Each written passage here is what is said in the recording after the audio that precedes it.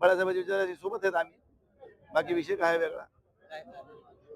कारण काही नाही. विकासात्मक दृष्टिकोनातून कामं करायची असतील लोकांची, कार्यकर्त्याला बळ द्यायचं असं विरोधी पक्षात मिळते का? आता तू सांग मला. कारण मी इतके दिवसापासून काम करतो, 25 वर्षापासून मी या पदावर आहे, सतत विरोधात आहे. पण पूर्वी कसं होतं, थोडं 60-40 70-30 असं तरी होतं. आता निवळ 100 आणि 0 असं चालू आहे सगळं. मग अशा परिस्थितीत कुठेतरी आपल्या कार्यकर्त्याचं खच्चीकरण होत होतं. एवढ्या मोठ्या गावात, शहरात आपण लोकांना विकास काम करताना कमी पडत होतो. आणि राजकारणाची समीकरणं सगळी बदललीत. तुम्ही बघता सगळ्या लोकांना पाठदिशी पाहिजे सगळ्या गोष्टी. सकाळी येते संध्याकाळी म्हणते माझं काय आहे का नाही, चालू उद्या. ते कसं अशी परिस्थिती निर्माण झाली. मग अशा परिस्थितीत कार्यकर्त्याला बळ द्यावं. आपल्या भागातल्या काही नागरी समस्या आहेत, त्याची समस्याची निवारण व्हावं, ही एक मुख्य भूमिका त्याच्या मागची आहे. बाकी राजकारणासाठी राजकारण म्हणून नाही. आणि शेवटी मी इतक्या वर्ष 40 वर्ष मी संघटनेत घातले. मला कळते तसं 1986 पासून कार्यकर्त्याचा मी खासदार झालो.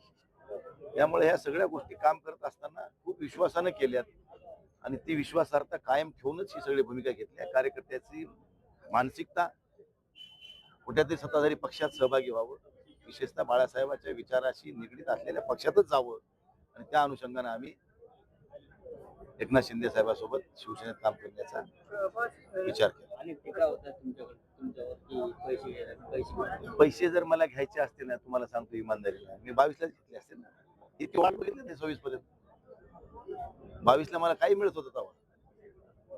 पण पैशासाठीच राजकारण होत नसतंय, परंतु विकासात्मक दृष्टिकोन महत्वाचा आहे आणि ते करण्यासाठी सगळ्यांनी पुढाकार घेतल्यामुळे मला हे करावं लागलं. ही वस्तुस्थिती आहे. स्थानिक राजकारणाचा तुम्ही उल्लेख करताय, काय नेमक्या अडचणी? आता तुम्हाला सगळ्याला माहिती आहे, मला काय विचारत बसता पुन्हा. अरे आम्ही पक्षाचं बीज रोवलंय. आम्ही 86 पासून 88ला बाळासाहेबांची पहिली सभा झाली परभणीला. 89ला पहिली लोकसभेची निवडणूक झाली. त्याच्या आधीपासून आम्ही सगळेजण काम करतो पक्ष वाढीसाठी. आणि काल ज्यांना आम्ही आमदार केले तेच आमची ठोकायला निघाल्यावर मग पक्षाने दखल घ्यायची काम आहे का नाहीये? आज तुम्ही बघितलं महापालिकेच्या निवडणुकीत 4-4 वार्डामध्ये 2-2 एबी फॉर्म, म्हणजे आमचा काटायचा. जिल्हा परिषदला आमच्याच माणसाच्या विरोधात काम करायचं.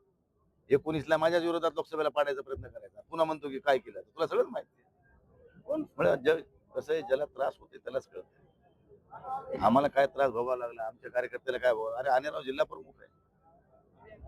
आमदार साहेबांनी त्याच्या मतदारसंघात पडलेल्या लोकांना पुन्हा तिकीट दिली, पण ते जिल्हा प्रमुख असून रनिंग सदस्य असून त्याला विचारलं सुद्धा नाही. ही काय आहे? हे पक्ष आहे.